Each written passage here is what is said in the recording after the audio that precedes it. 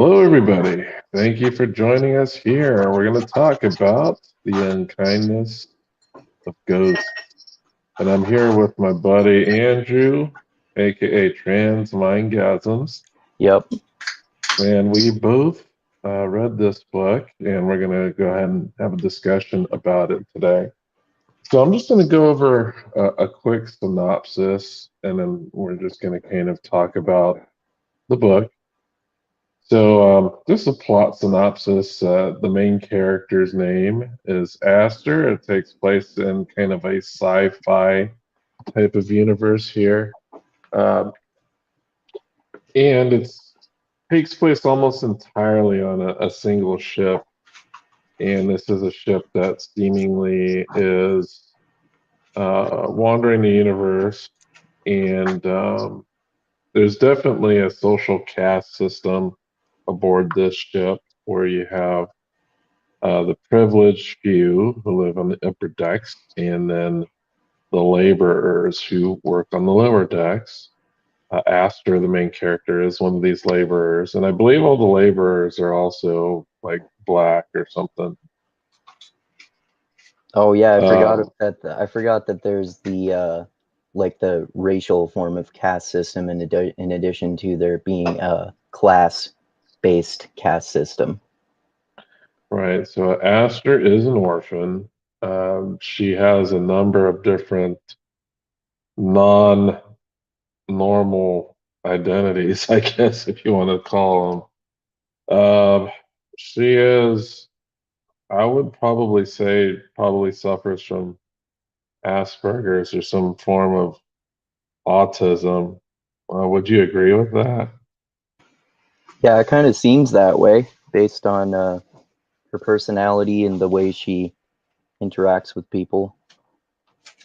So she has a problem just with social situations. There are some points where her decision making isn't very good, but um, she's also, I don't know, has some gender confusion. She seems that she might be bi, um, that she likes, whoever and whatever. Hmm. Um, she doesn't mind dressing up in a more masculine way. Almost seems like she kind of prefers it at times. Um, and she's looking, so there's a couple of different plots here. There's like a power structure, a change in that power structure, and a power vacuum occurs. And the replacement is way worse than the previous uh, guy, and the sovereigns are the names of basically like the presidents of the ship. So we start with Sovereign Nicolaus, and then we get into a guy named Lieutenant. There's also a love interest named Theo, who is a surgeon. Uh, One of the things about Aster, she seems almost Mary Sue like. Um, she's like a freaking genius at everything, it appears. So she can, one of her primary duties is being a surgeon's assistant. So with that, she gets to roam around the ship with a special pass so that she has more access than she otherwise would. She has a friend named Giselle who's, I don't know how you would describe her. She's definitely crazy. Um, she has a problem with arson, it seems. Yeah, this book should be called Crazy Bitches in Space. um, and she's also responsible for the the murder of the first sovereign. Um, but yeah, our main characters are pretty much them. Then we have a lieutenant who is an extremely religious zealot, who justifies his cruelty through some pseudo religion that is practiced on this ship. We do get to see space Karens in action at certain points in time. Yeah. But ultimately, there's she's trying to find out the whereabouts of her mother, what happened to her, and also there's this kind of power struggle in the ship, which really makes her situation all the more worse. But Aster, what do you think about this character? Yeah, I thought she was interesting, kind of like Mary Sue-ish in kind of that way. And like as the story progresses, she seems like I don't know, like a cross-dresser or trans or something like that, more so. And her autistic aspects are interesting too. She's an interesting character, but like you said with the Mary Sue thing, she it doesn't really seem like anything that's supposed like all of these amazing feats that she ends up doing are really that much of a challenge for her. Right, like she has a secret lab on the ship where she does like experiments and makes new drugs and like yeah, ridiculously smart. Hmm. Um, I guess her only flaw, I guess, would be kind of some of her decision making is pretty bad. There is one point in the story where she sends an amputated foot to the ship's sovereign, and basically her stupid mistake in doing so cost the life of one of her friends. Or I don't know if you can consider Flick a friend. Flick is a child who's a lower decker, and Flick had lost her foot during the power outages that have been happening on the ship. Right. And the thing is about the power outages is they don't affect the upper deckers. The upper deckers have an abundance of power for whatever they need. But the people on the lower decks, their power cut off. And when that means that the heat gets cut off, and they can't really need that to survive. So her actions of sending an amputated foot over to the sovereign ended up killing somebody. Um, and there are a couple funny parts, like I don't know. There's some things that Asher says that just made me crack up. Um, One of them is, I know sounds fucking horrible, but there's this part where she's getting tortured and treated pretty poorly, and she like drinks a cup of piss, and she's like, I like pit, I like urine." Like, what the I know you're not supposed to laugh at that, but Jesus, I did. I'm sorry. I know they're trying to prove a point, but there are some other POVs that we get. Like um, we do get a POV from Giselle, and it seems like Giselle was like romantically interested in Aster, but I don't think it went the other way. I don't think Aster really had any romantic interest in Giselle. Hmm. Because there were like flashbacks other times where they were playing house and shit, and they were pretending like to screw each other. And I was like, what the fuck is this?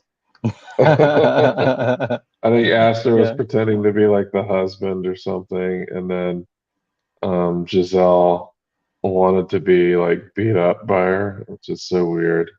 Yeah.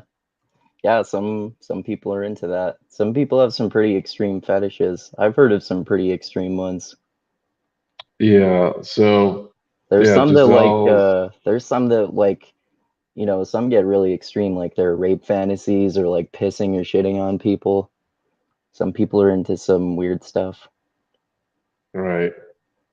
So so there's a bunch of odd things that have been happening on the ship. and coincidental occurrences. So Theo, who is the Surgeon General of the ship, he suspects that somebody is poisoning the Sovereign, and his first suspect, he thinks it's actually Aster, the one that's been doing it. Right. But Aster claims, she claims that she ignorance, like she didn't do it, she doesn't know anything about it.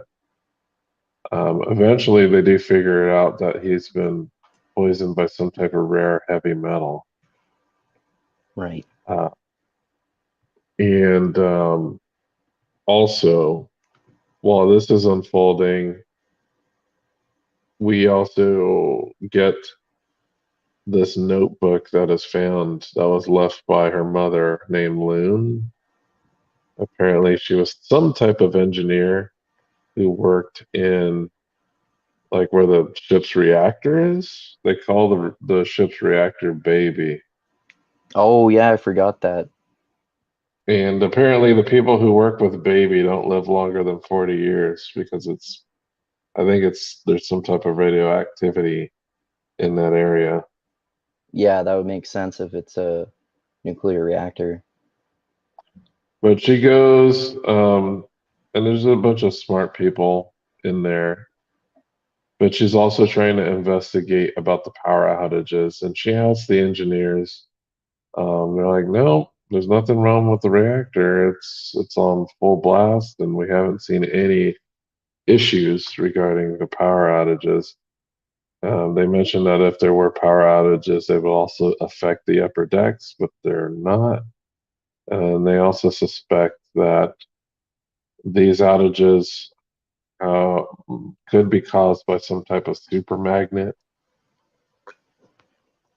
So we get Did some, they? I don't remember. Did they go into detail about how that could be caused by a super magnet? well, because a magnet or electromagnetic field requires a lot of energy to generate, Right. and that they believe that was the only thing that would cause outages in that way that it's been happening. I think that power has been being diverted to some type of electromagnetic field. Okay. So she gets to also like we talked about her cross dressing.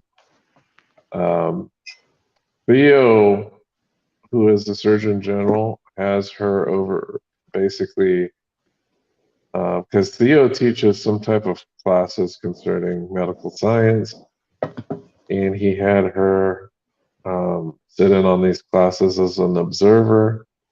And while she was observing, she noticed something strange about one of the students. And when she followed up on that, um, followed up and went to the student's residence, she found out that this student was faking being from an upper deck, which kind of reminded me of Red Rising, where they're kind of taking these identities that are in the upper classes and trying to get ahead. Yeah, that's I mean, exactly what a large part of the plot in especially the first book revolves around, right? Darrow basically like getting surgical alterations to impersonate the upper class gold, whereas he's only red, right? Right, right. Red is kind of like the lowest of the low, a hell Right. diver, super Yeah. dangerous work. Right. Um, really low life expectancy. Right. But so yeah, she's gets also while this is happening, she also has run-ins with guards and things. Like there's this one first run-in with the guard when she's breaking her curfew. A guard comes in and she's just talking shit to the guard, and she ends up getting in a fight with the guard, which seems like a really stupid decision, like Yeah. to be honest. like threatening the guard and then saying, using her relationship with the Surgeon General as like a shield at times. And we do see that there's a romantic relationship that develops between the two. Because one of the things about also the Surgeon General is he kind of has an atypical, um, he's atypical on the gender spectrum, I guess you would say. He seems to be more into the feminine things. Hmm. Um, Yeah, you mentioned before I read this book, like all the characters are trans or something. well, right in the beginning of the book, they use like they to refer to a lot of characters. Yeah. Oh It's yeah, not everybody. I didn't even notice that. Yeah, that's a good point. Yeah, because they was like the normal way of talking. Um, but yeah, all most of the main characters have a like an unorthodox gender expression. Right. I would say most do. Giselle kind of seems doesn't seem unorthodox. She just seems like she's homosexual or at least bi or something like that. Yeah.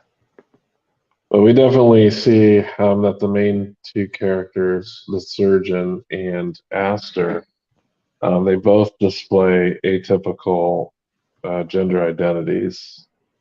It seems that sexually, though, they do prefer the other gender, at least with each other. But I They have think there's, like like like social expressions of the opposite gender and like well, I don't know if you would call those secondary sexual characteristics or something.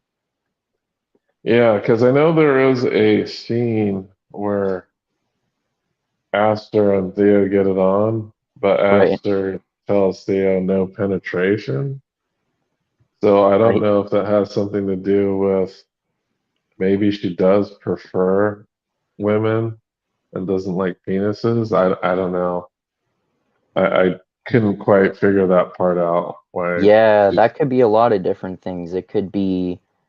Uh it could be that she's like somewhat bi but prefers only that up to but not including penetration with women. Like people are on the spectrum of sexuality and prefer some, like they might prefer some things with other people but will are okay with like almost, well, not everything, but pretty much almost everything with everyone else.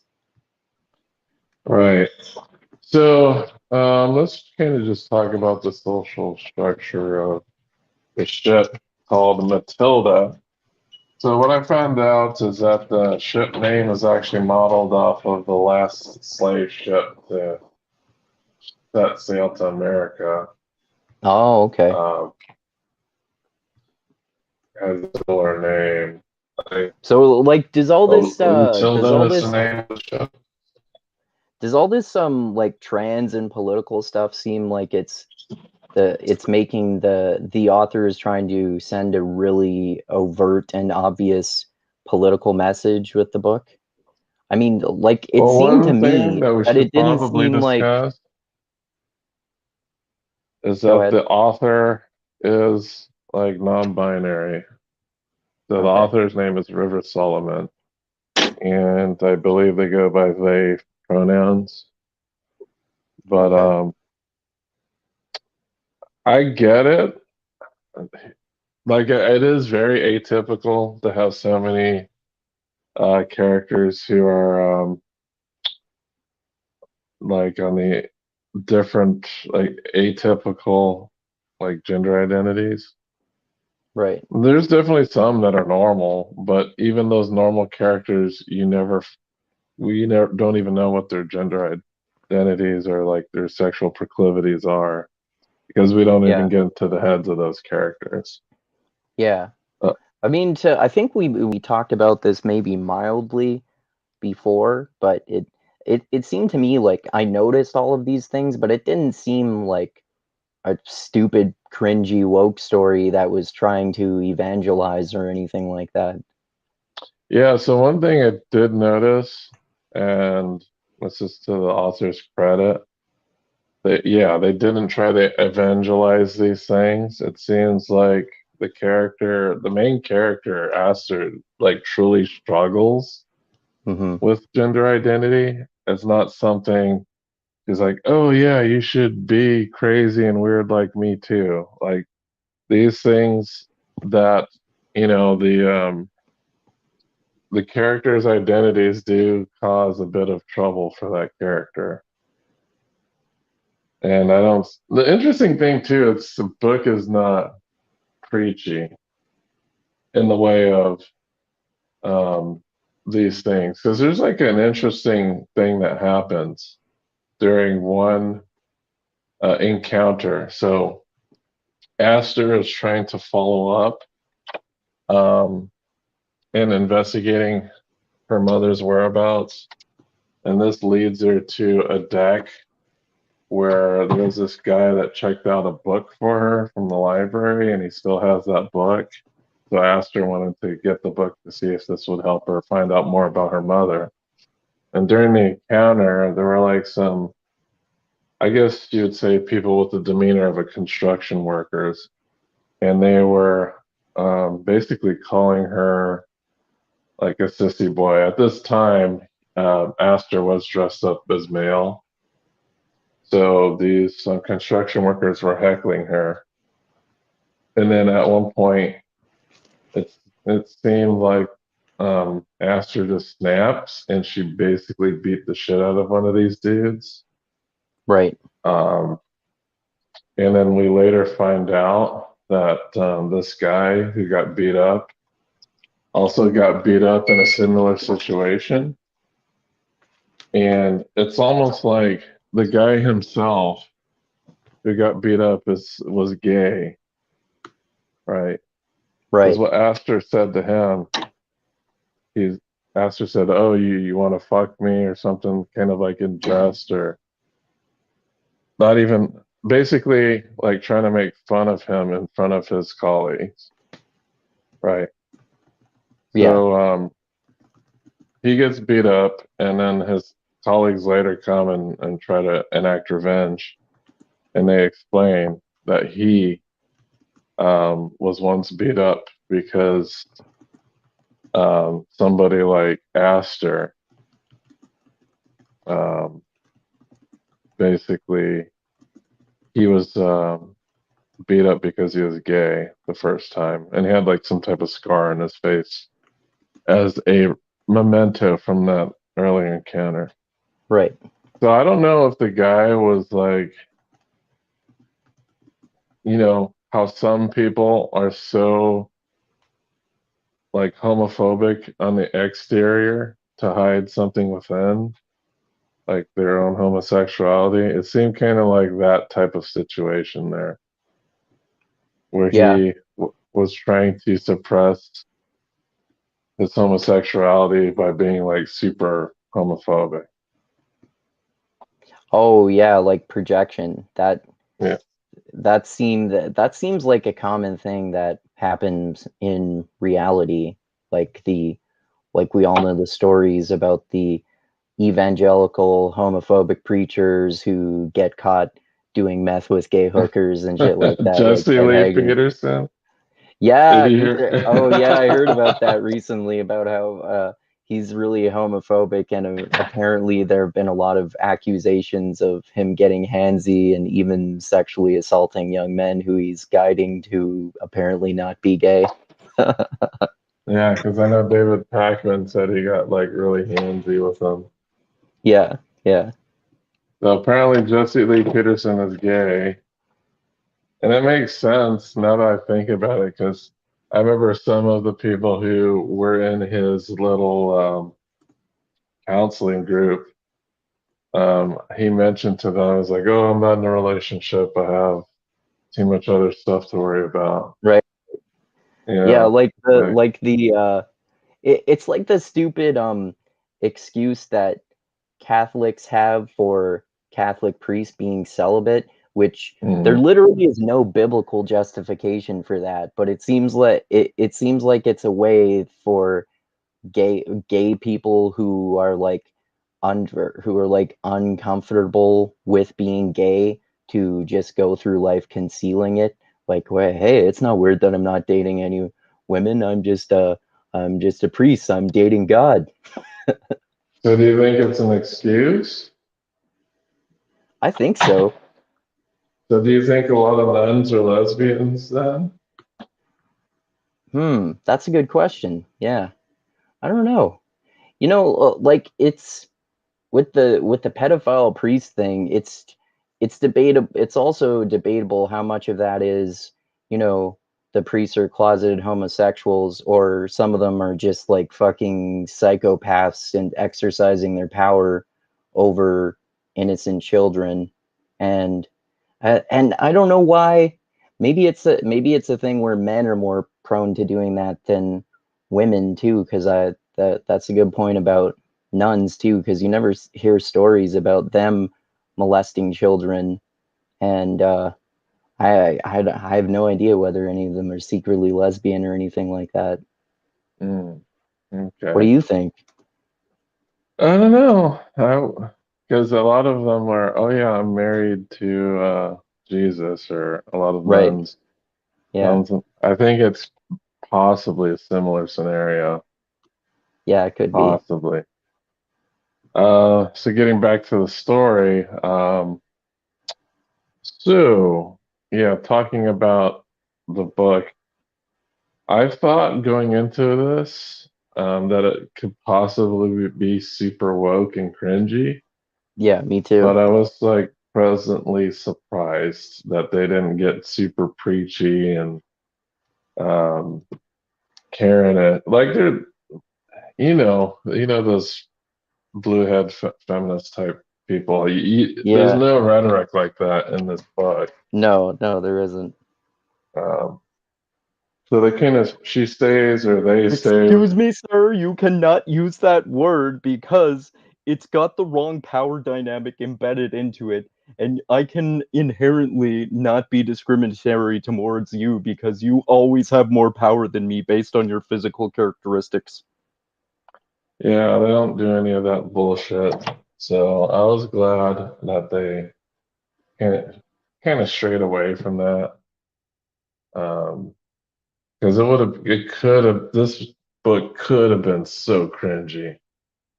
Well, I'm glad it wasn't, and it ends up being an interesting story. Yeah, I was pleasantly surprised by that too. So I was looking at a couple things, just checking out some reviews. Apparently, there are a lot of people who were put off by like some of the torture scenes that we get in this book. Yeah. Um, 'Cause Kind it's of not a happy book. It's just kind this, of kind of reminded me of Sword of Truth a little bit. yeah, a little bit. Because there's a point in time where he gets captured, she gets beaten, she has to drink pee. It's pretty bad. I Yeah. know one of little segue here. One of Astor's favorite words is esophagus, apparently. Oh, right. Yeah. I don't know. Giselle is just wacky. I think it's funny because there's some points where people do make fun of Astor, hmm and there is one point where Astor snaps, and I think she punches like the person that makes fun of her. It had something to do with like masturbating or something. Oh, Like yeah, they I caught her. remember. Yeah, Yeah, it was like she definitely beats the fuck out of people a few times and is a good fighter in this. yeah, and they don't really explain how she's a good fighter. Like I said, there are some Mary Yeah, Sue that is things the about this Mary. character. Yeah, yeah, exactly, the Mary Sue aspect. Yeah, because she beats up like some construction worker. Like, hmm, she beats up a guard. there's a part in time when they actually kill a guard. Oh, right, yeah. Yeah. But let's talk about Giselle for a little bit. Giselle seems to be she's not a dumb character. Like she actually figures out that Aster's mom wrote her journal in code. And she's also been involved with an uprising movement inside the ship. So Giselle poisoned the first sovereign. Right, And then after she gets beaten and raped, she gets. This is the part that made me scratch my head. She goes to Aster's secret lab and attempts to burn it down and kill her. So, and she's completely unsuccessful in doing so. right. Why does she Um, want to kill herself again? I'm not entirely sure. I'd probably have something to do with being beaten and raped. That's Oh, yeah, that makes sense. that's kind of what I was thinking. But yeah, she does attempt to commit suicide. But even then, she's always been an unstable individual. Hmm. But I was like, why is she destroying Aster's like lab? This is like her pride and joy, and she wants to burn it down. It almost seems like she might be jealous of her relationship with Leo as well. Not Leo, Theo. Right, yeah, that's a good point.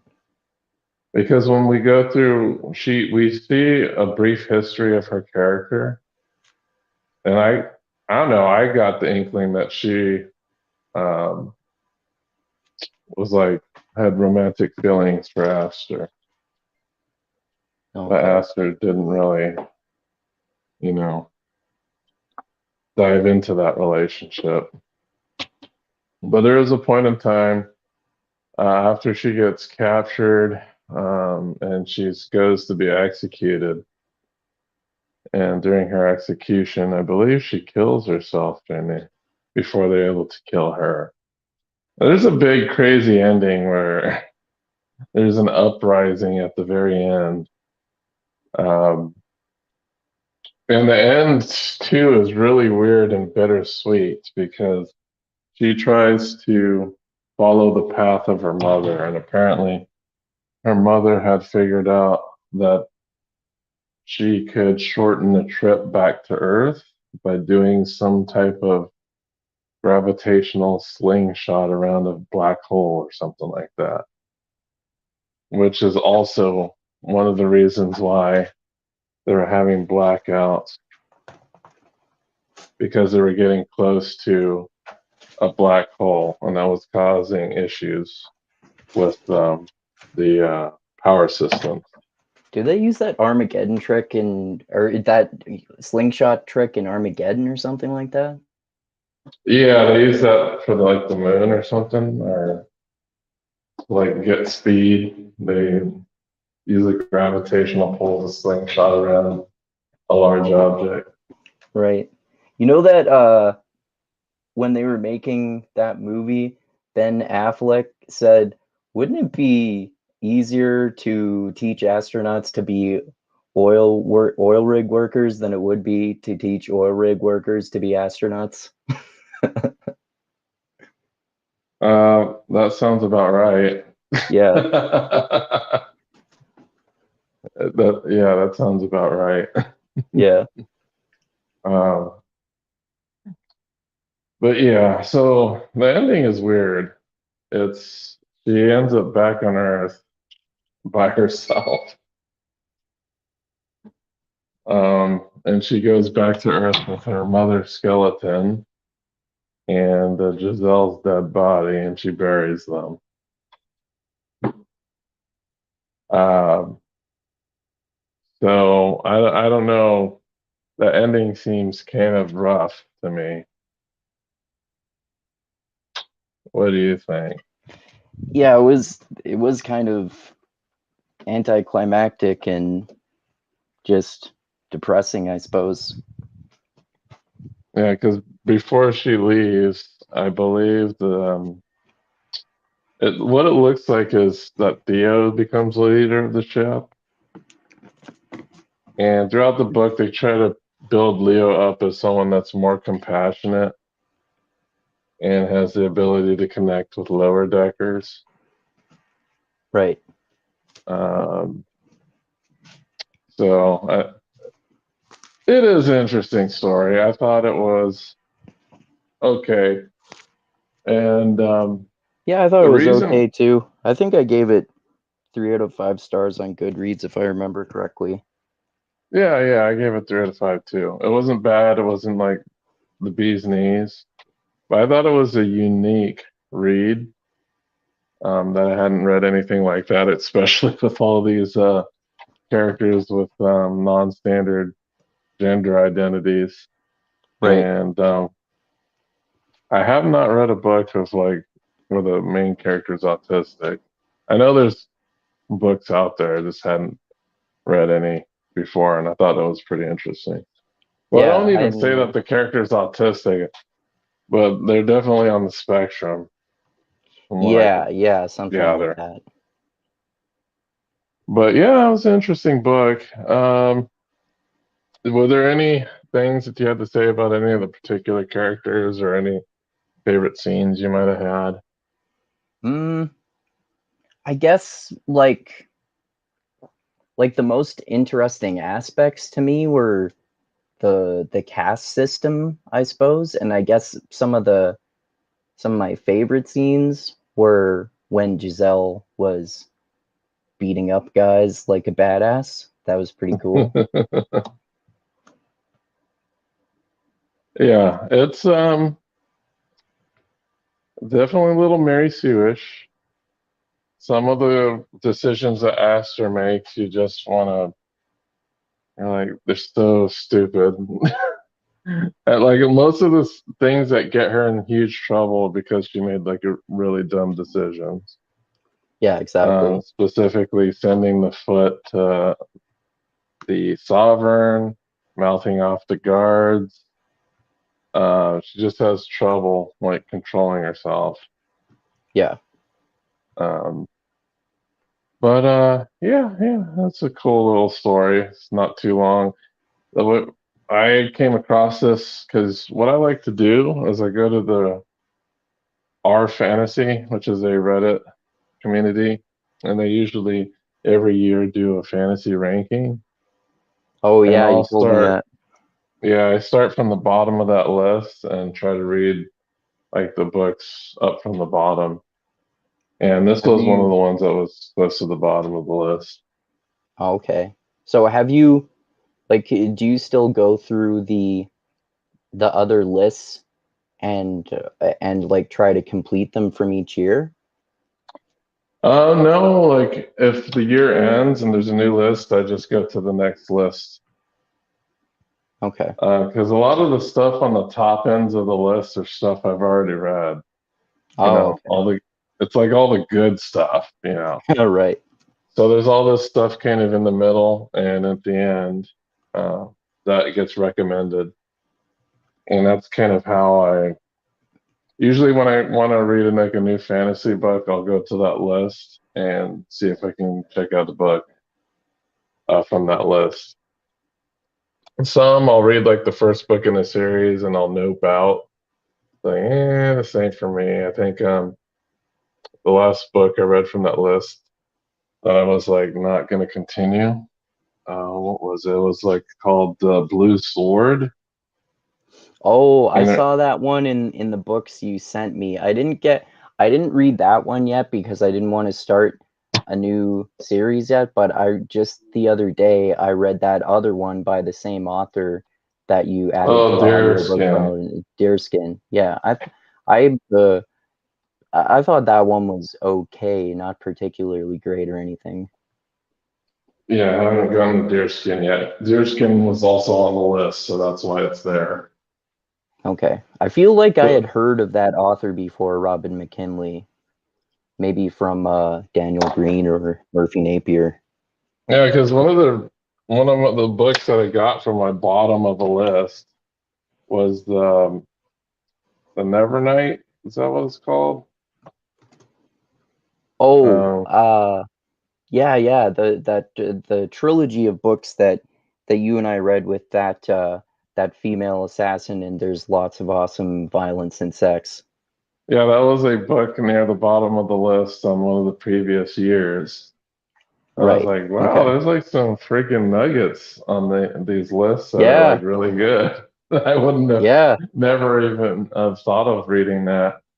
And if I had like watched Daniel Green's thing and that was like the only experience I had, possible I may have never even picked it Yeah, up. yeah. That's why I don't like I watch his reviews, but I don't trust I don't trust his interpretation of it. In that I don't trust that I'll agree with his interpretation because sometimes most of the time I somewhat agree, but sometimes I totally disagree with his takes and I hate books that he loves or love books that he hates. Like another few examples that we've talked about before is how he hated I think the first 5 or 6 books of the Dresden Files series, even though I'm pretty sure I gave 5 stars to at least 2 of those books. Yeah, he hated book 6, which was like one of my favorites. Book 6 is like when he becomes like a porn producer or something like that. Oh yeah, yeah. That Yeah, was I so like that great. book because it really solidified the relationship between him and his brother. Yeah, yeah, that was cool. Thomas is a really cool character. Oh yeah, he ends up becoming like an awesome character. Yeah, But yeah, this is one of those books that was from the bottom of the list almost. And it's not really a fantasy book either. It's a sci-fi book for the sci-fi. most part. Yeah, But they do have some sci-fi books on this list too. So I'm not sure how the criteria works, but there'll be sci-fi and fantasy on the list. okay. But overall, yeah, 3 out of 5 stars for me. All right. So I know this was Yeah, like me a too. little short discussion. It's short because the book isn't that long. It's a pretty short book. Yeah, And it's like the formula is not something that we haven't seen before. It's just the characterization is a bit different than what you would expect. yeah, yeah, definitely. Yeah, that's a pretty accurate description. So I would be willing in the future to visit one of another of this author's books. I don't know.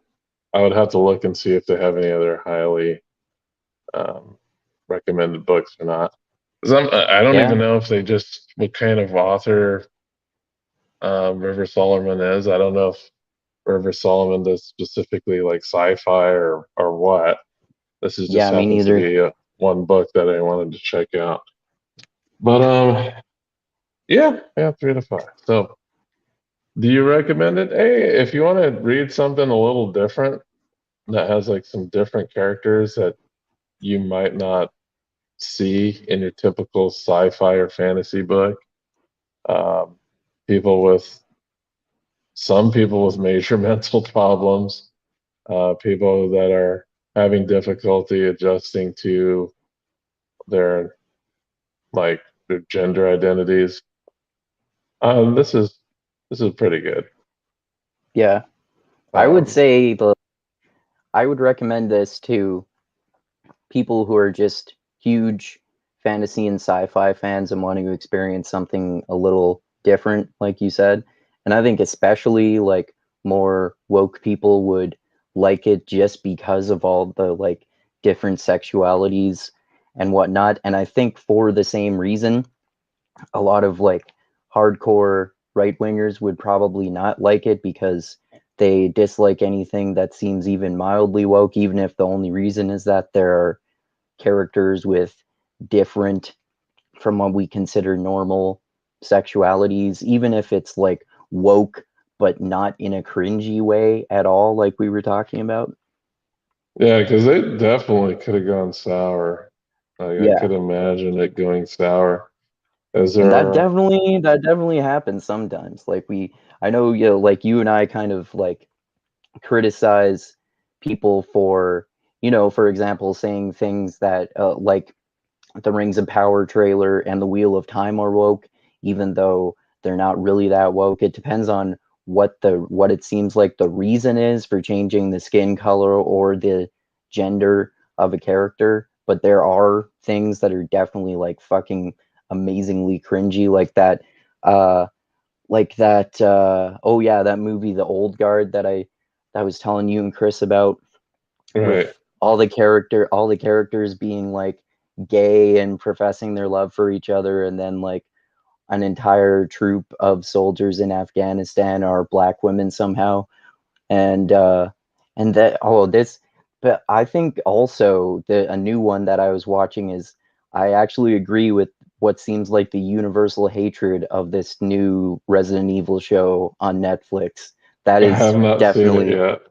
it's definitely some cringy woke shit. And also, like, to the point that the plot isn't good, the characters aren't good. It's just not good. It's sad.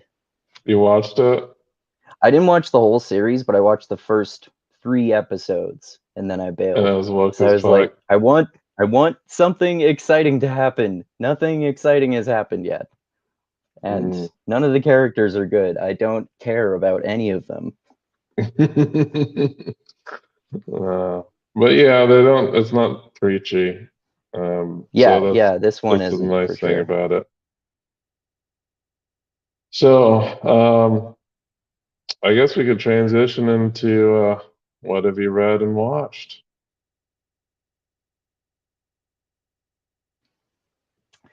Oh, I'm just looking up my Goodreads list here. Oh yeah, one that I recently read. Actually, I guess I'll go with this in kind of reverse chronological order here. Just talk about the most interesting ones. So right now I'm reading Tinker Tailor Soldier Spy, which is, I've been Nice. reading that George Smiley series by John le Carre. So this is Hmm. one of those that got made into a movie, of course. So far, so far, my favorite one in the series is still The Spy Who Came In from the Cold. And Hmm. this one is similar to the other ones for me in that it's interesting, in that it's not like what you would expect from a typical spy novel at all. It's nothing like James Bond, and it's Hmm. interesting, and there are pros and cons of that. But I think it's like good and worth reading, but not amazing or anything like that. All And I know right. you've read a Is it? bunch of those too, right? Yeah, is Smiley like in that one? Yeah, he was in the movie, so he must be in the book. Yeah, he's in this one. He plays a pretty major role in this one. I think we talked before about how he kind of plays a major role in the first two, and then he's Hmm. not really in third or fourth one that much, but he's in this one much more than or I should say fourth and fifth one. Mm. Yeah, this is the sixth one in this series. So uh he's not in the two before that much, which is interesting because he's not in the Spy Who Came in from the Cold that much, even though that's the first one that made him a super famous and successful author. Right. Because the character that ties the books together, at least the spy that came in from the cold, is the villain, Mund. Yeah, yeah. Yeah, and he Um, finally, well, actually, I don't know if I should say that in case I don't oh remember no, which. I gotta read it. Yeah. Okay. But one thing you could say about Smiley, he's basically like the anti-Bond. He's like the opposite of Yeah. what James Bond is.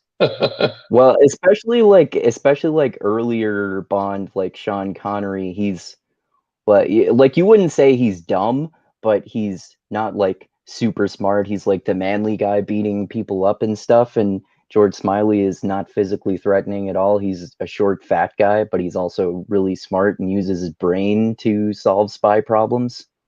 Yeah, and he's like a cuck as well. Yeah.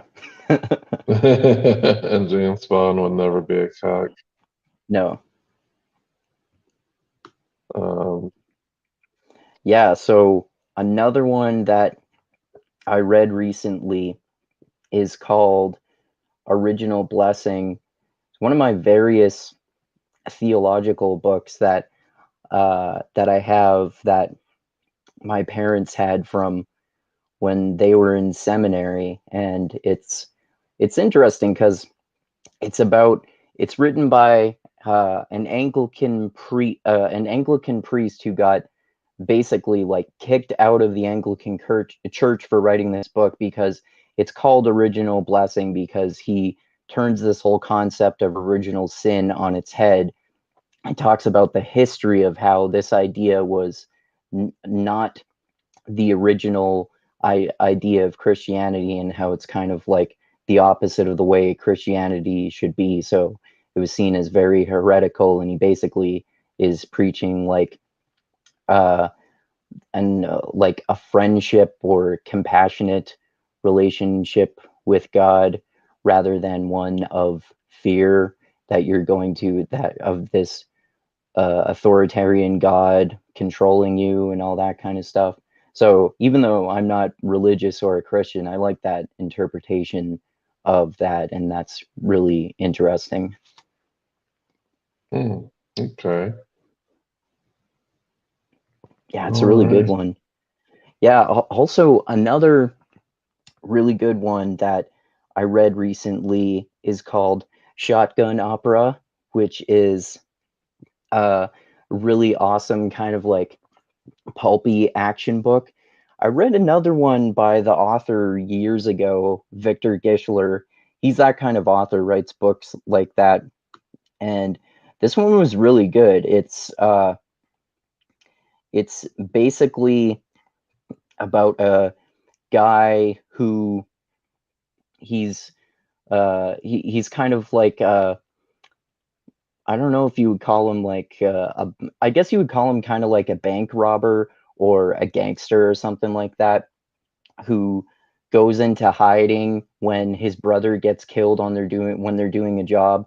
So he basically goes into hiding in a different part of the country in America, and then 40 years later when he's an old man, it's kind of like this typical trope where the old assassin has to come out of retirement to do one final job, and because the assassin character his nephew is a criminal also, and he sees something that he's not supposed to see. So he gets out of town right before uh, a really hot woman assassin, who's the most dangerous one in the world, right before she can kill him. And so he goes to his uncle's place and tries to get protected by him. And then there are also other characters like this female assassin happens to have two sisters who are also assassins, and there's some really interesting characters, and it's actually a really interesting and surprising plot too. And of course there's really awesome action, but it's not like they just the like the author really didn't just throw out the characters or plot development. It's really good characters and plot development too. So Hmm. yeah, I really recommend that one and that author. I forget what it was called, but that one that I read by him years ago, it was a really interesting post-apocalyptic one. It was so long ago that that's basically all I remember about it. That is post-apocalyptic. Yeah, Okay.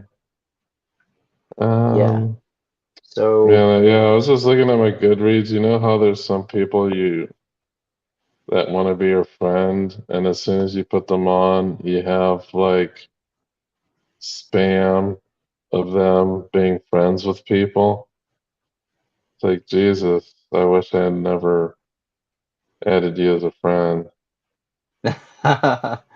yeah, yeah, that's a good point. And I have to remove this other guy because it's just blah blah blah is not friends with blah blah blah. Blah blah blah is not friends with blah. It's like constant like uh like spam in my feed. There should be more tools to deal with that other than having to like remove somebody. Yeah, you should be able to curate that more. Oh well. But yeah, cool. Was there Oh, this anything that you Victor. It sounds like go ahead? Victor Gischler wrote a vampire novel. He has one called Vampire A Go Go. And that is the pulp guy. Yeah.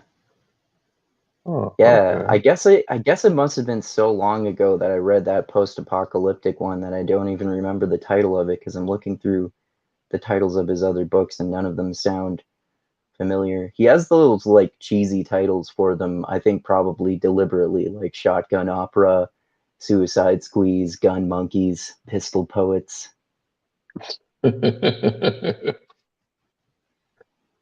Cool, Yeah. man. I do see that in your feed now. I had to scroll down for like 10 minutes just to Yeah, I read get a there. lot.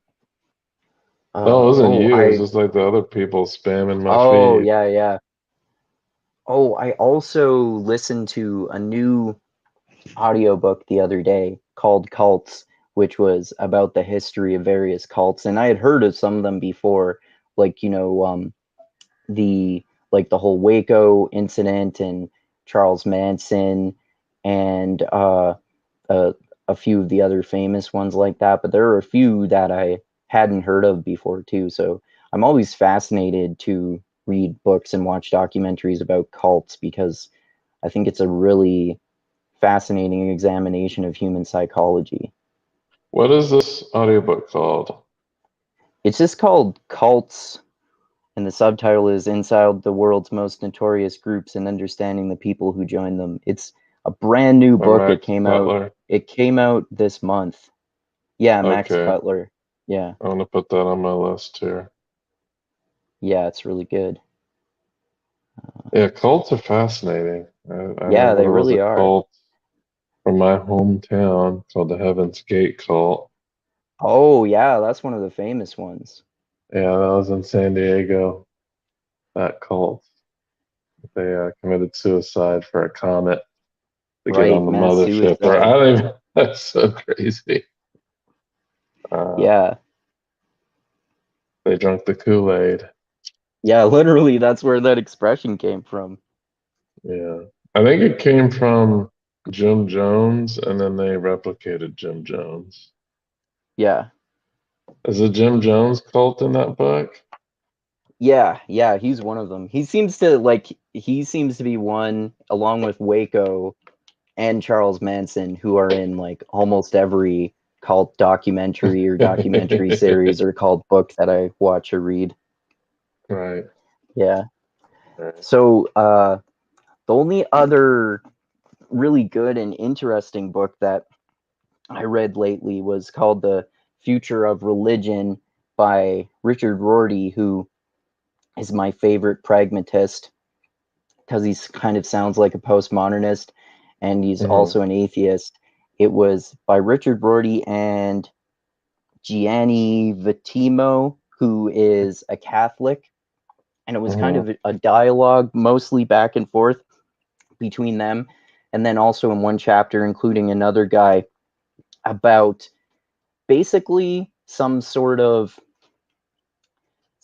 secular version of religion that they want to form, sort of an ecumenical religion, like including not just religious people, but secular people too. And it's interesting because Richard Rorty, as an atheist, wants this sort of religion that's kind of more oriented towards, you know, love and creativity and compassion and that sort of thing.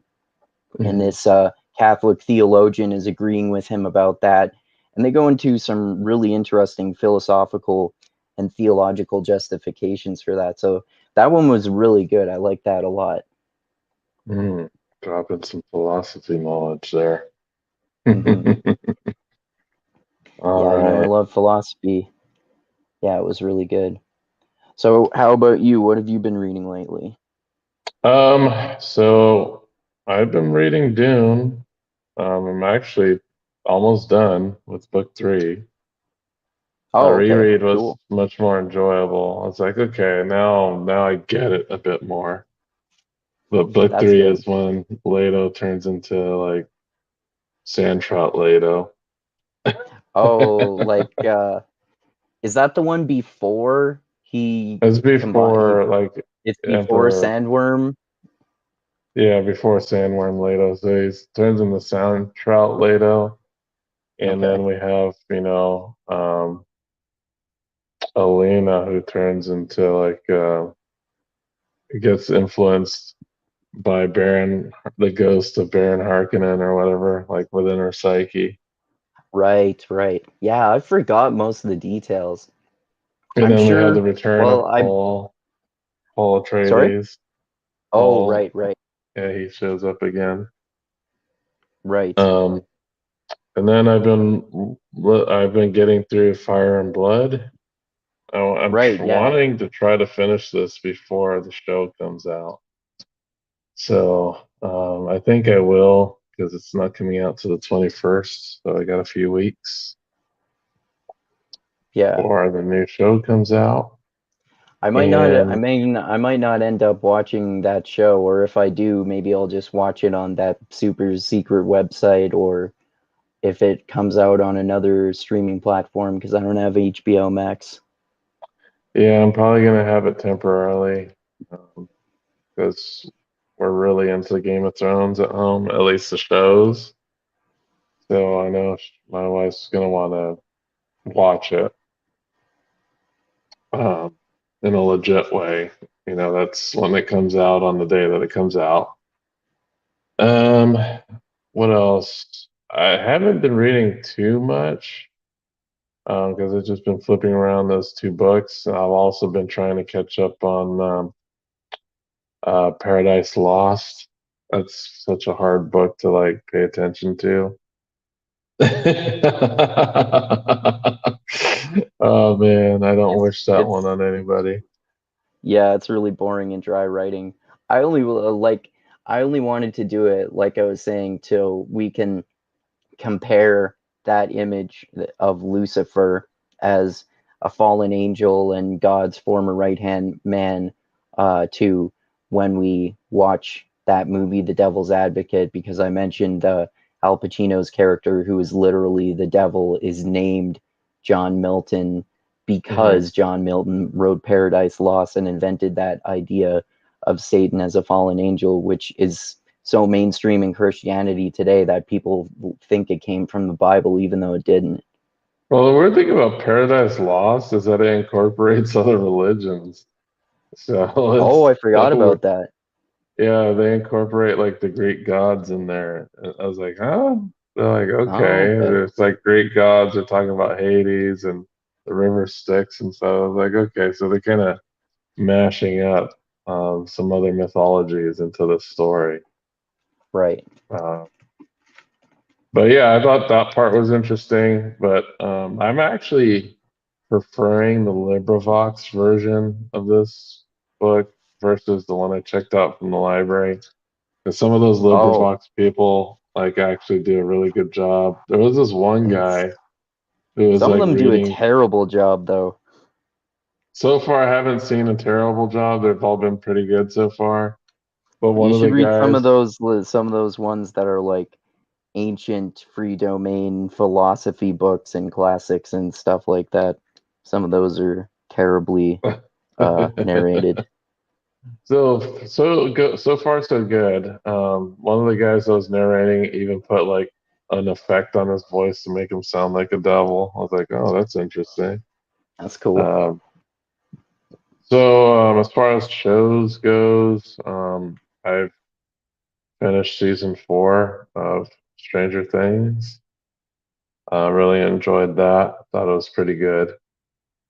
Um, I was like, Yeah, it's man, there's pretty going to be a great. season five for sure. I could see Yeah, that that's at the ending. supposedly going to be the last season, so that should be awesome. Right. Uh, and I've been watching some animes. Been watching some Gundam, Iron Blooded Orphans. Oh, I like And Gundam. some, I haven't heard of Iron-Blooded Orphans. yeah, that one came out in 2015. Um, and it's about like there's like a caste system, and these kids who are basically slaves kind of revolt after their work camp gets attacked, and then they kill off like all the leadership, and then they start their own like mercenary business, like a bunch of teenagers. Okay. Pretty interesting stuff. I discovered an app that you might be interested in. It's Okay. called TV Time. So basically, it's the TV and movie version of Goodreads. Oh, okay. Cool.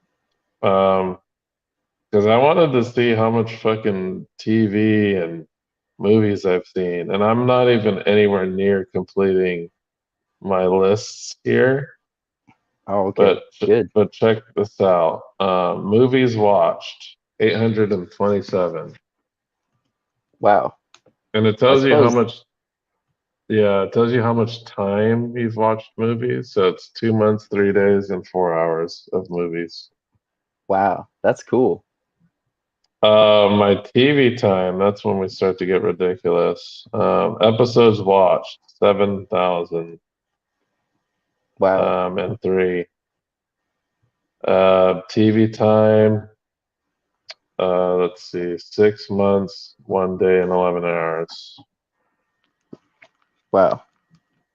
And just saying, I'm not even anywhere near complete on my list. So I went as far as downloading my Netflix history.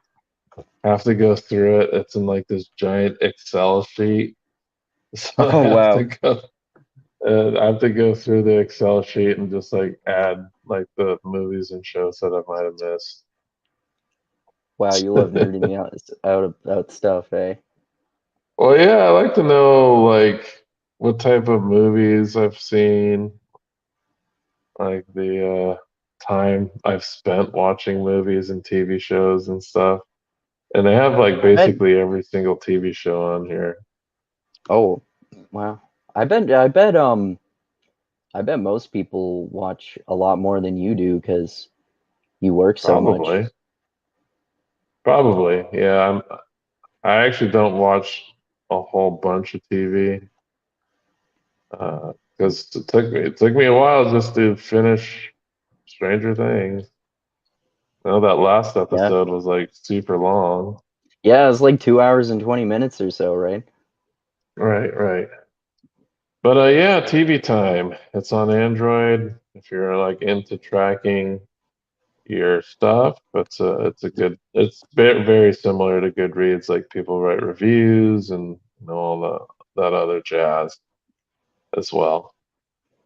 Cool. Um, Also, I have for our next show, I wanted you to.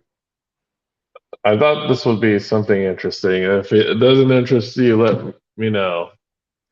I wanted to get your insider take because I wanted to watch this thing I've told you to watch before called the OCD Project, and I wanted to like Oh, watch it. yeah, I don't think I did end up watching that.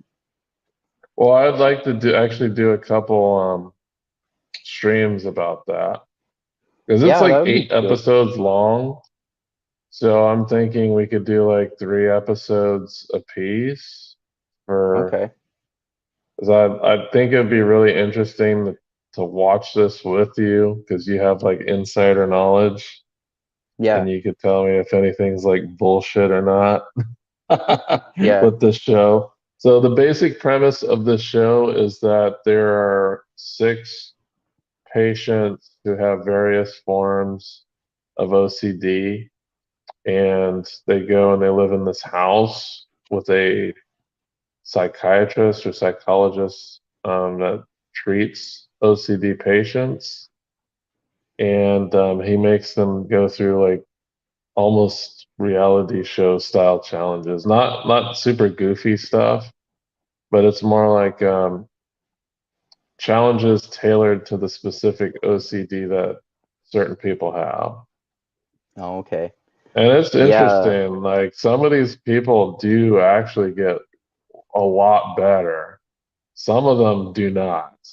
But it's interesting to see like the progress of the certain outcomes of some of these people that are afflicted with OCD. And there's like definitely a spectrum of severity when it comes to a lot of these patients.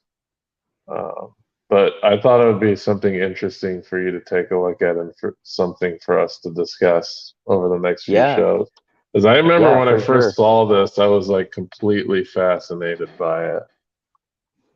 Yeah, And yeah, I would love to do that. Yeah, I mean, I'm sure I would learn more about it too. And just from like for me, since I learned that I have OCD, and this is also true since I got epilepsy, people have this false idea that, you know, everyone who has OCD or epilepsy, it's all the same. But like you were saying, there are different types, and there are completely different types of obsessions people can have. And with epilepsy, totally different types of triggers and hallucinations. Like the people have this, what I think is a false notion about people with OCD about how they're all obsessed with cleanliness. And I don't have that as an aspect of my OCD. I obsess about other things, but I'm not like a germaphobe and obsessing about cleanliness all the time.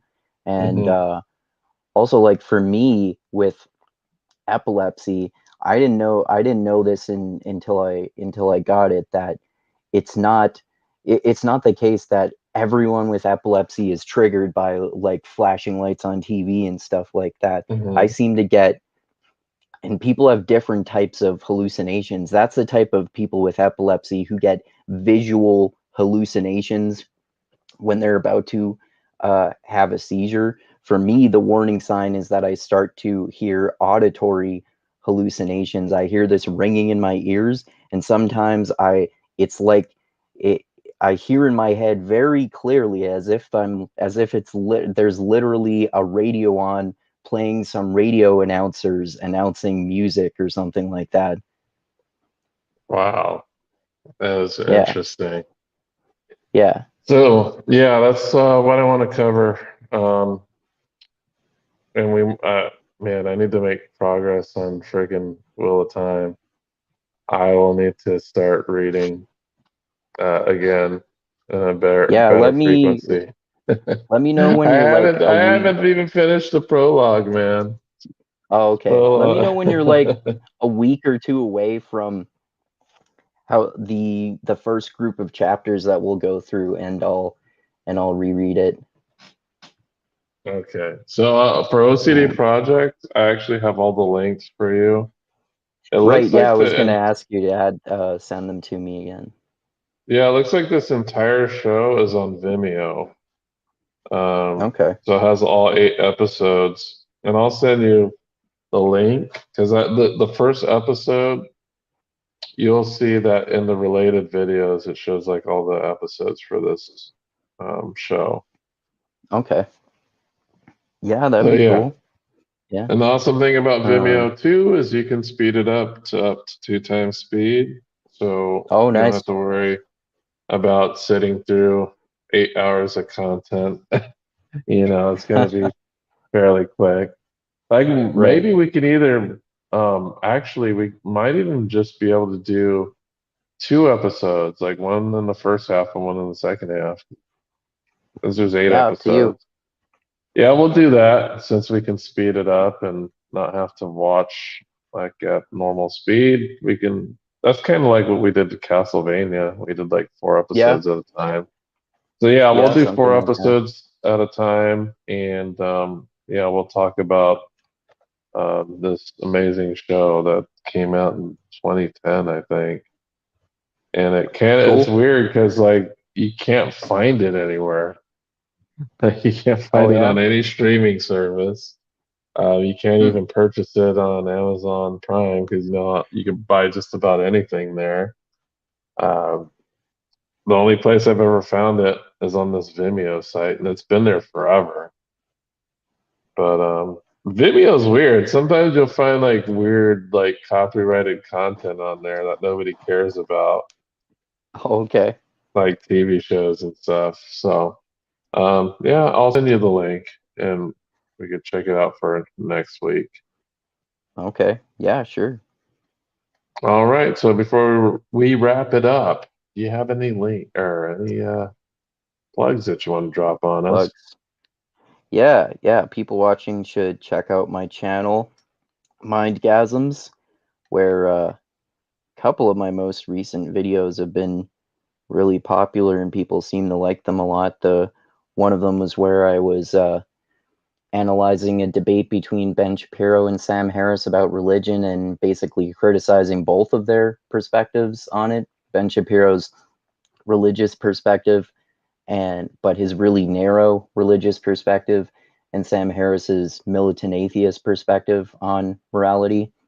And the one I did the other day is people seem to like a lot too, which was criticizing one of James Lindsay's videos where he literally went all fucking tinfoil hat, uh, gaslighting people about the Great Reset and Klaus Schwab and the World Economic Forum and all this bullshit that people are peddling.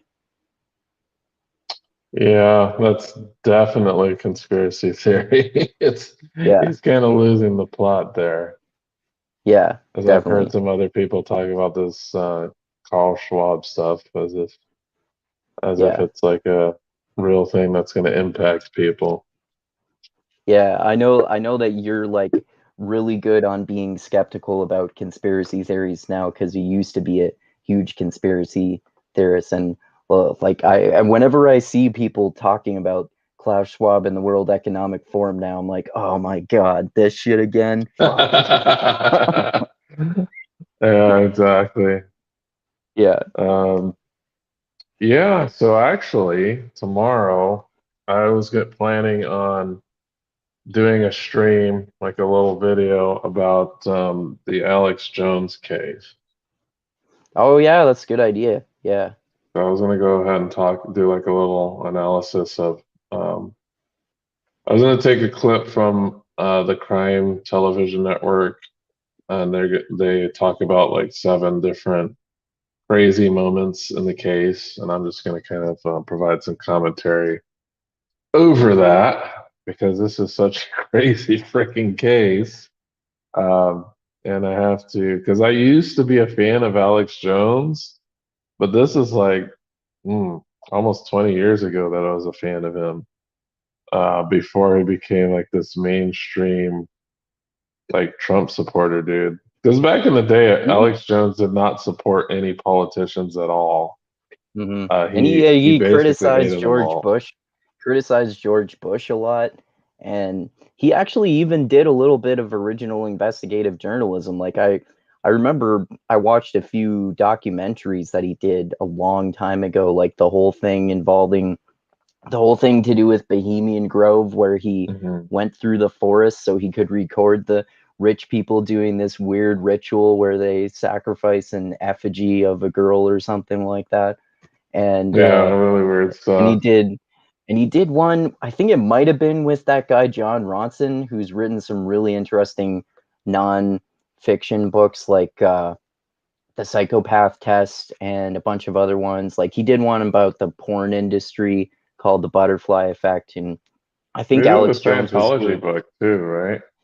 Oh yeah, he did. Yeah, I don't think I've read that one, but I think Alex Jones might have worked with him on that, and they did a documentary about that whole thing that the movie The Men Who Stare at Goats is based on, about how the for decades the military literally was doing research and trying to get soldiers to use telekinetic powers in warfare and Remote try to get viewing. people, yeah, remote viewing, that sort of thing, which I Yeah, I mean was like totally is into that stuff, like in the early yeah. 2000s.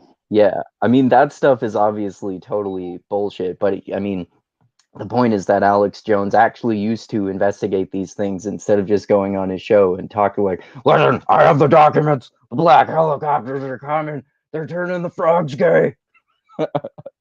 Yeah, what's crazy though is how his voice is all like gruff.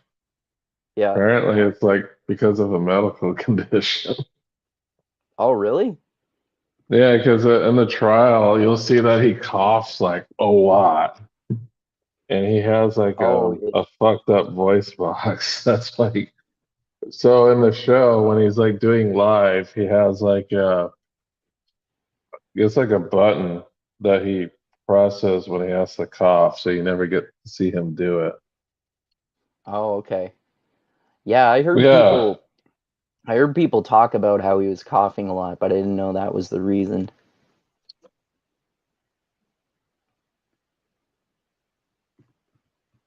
What they're trying to say, coughing, like he was sick or he had COVID or something, but he explained it that, um, yeah, he has like his voice box is just like fucked up.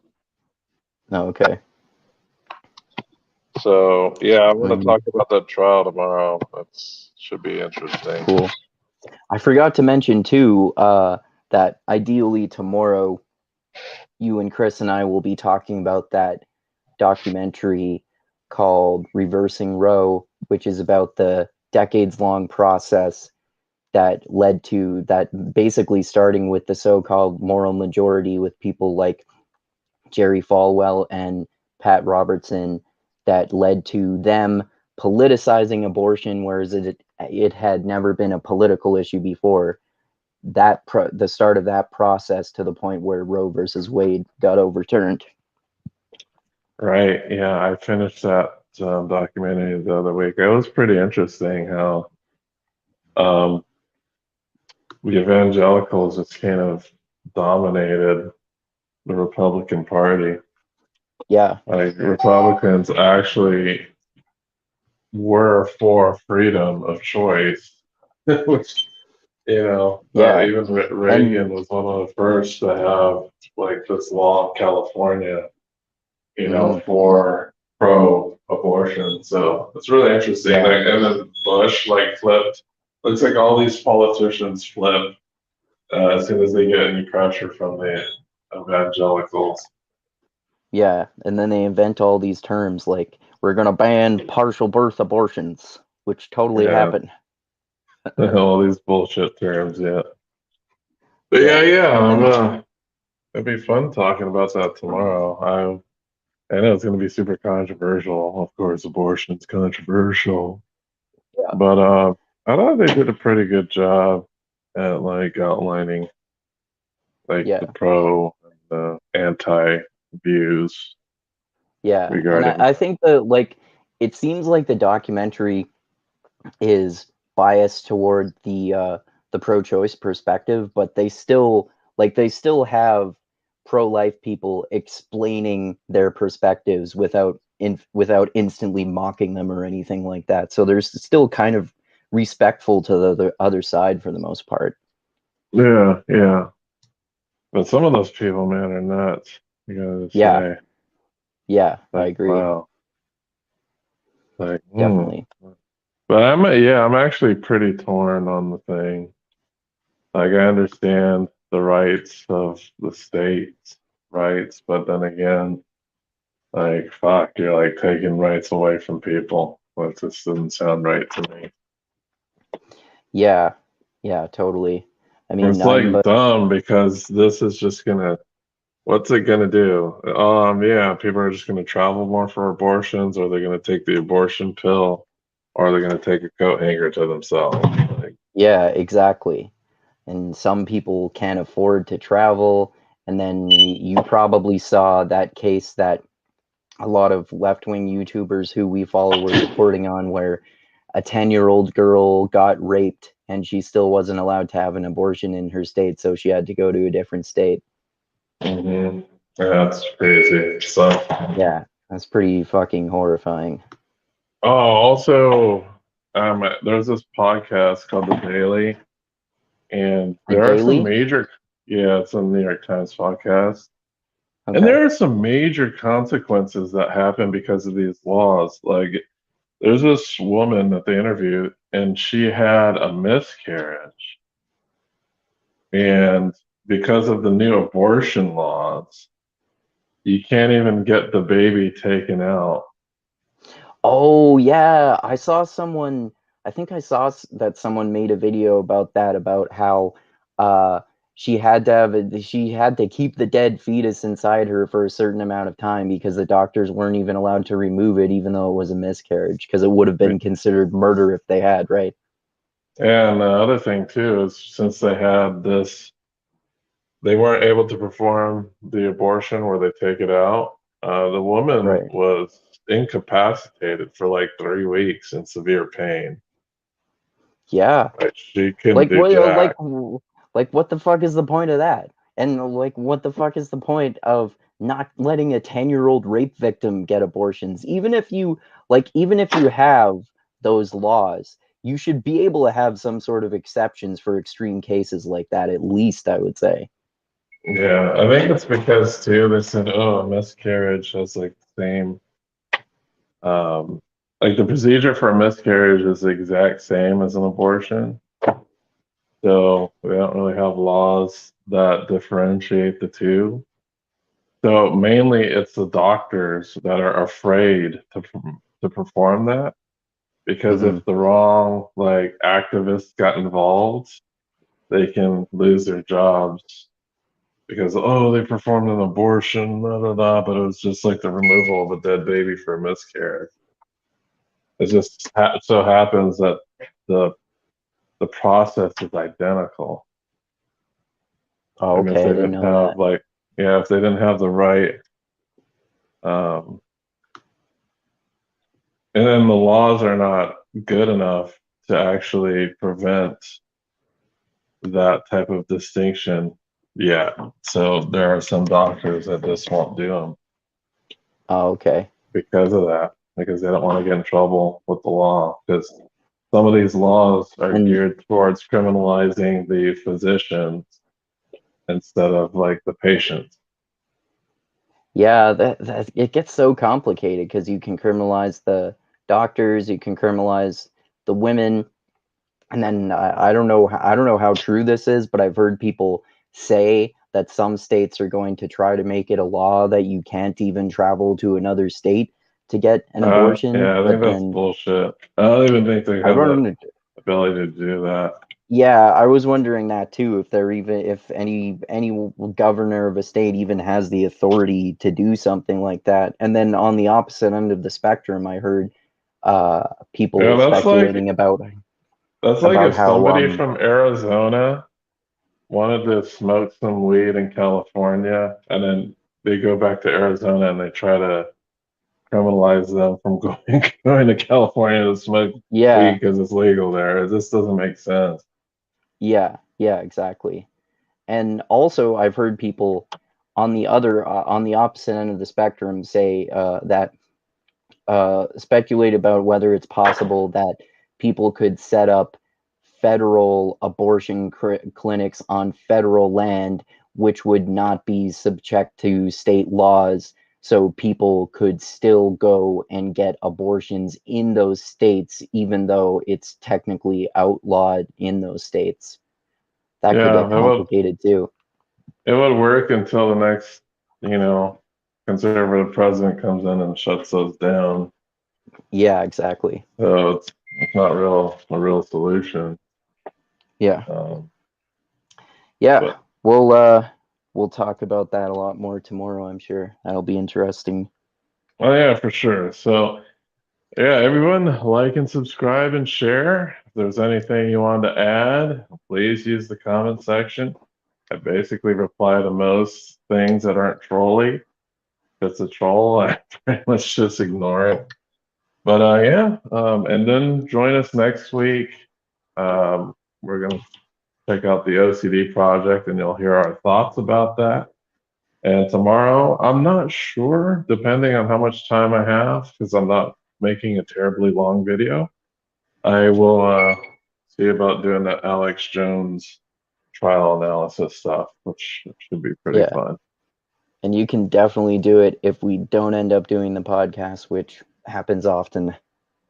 Yeah, that's for sure. But usually my videos are not that long. So Yeah. they're usually less than 40 minutes. So Mhm. yeah, we'll see. We'll see. I'm hoping we can do the Roe v. Wade documentary tomorrow. That'll be interesting to discuss.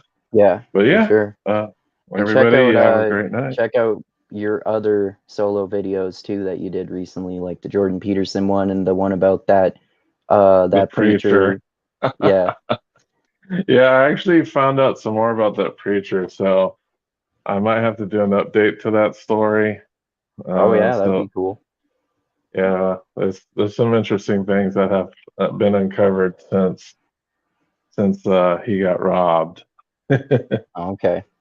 But Yeah. yeah, you check out those other hot takes and as well, and like and subscribe, and check out Andrew's channel tomorrow when we talk about Roe v. Wade.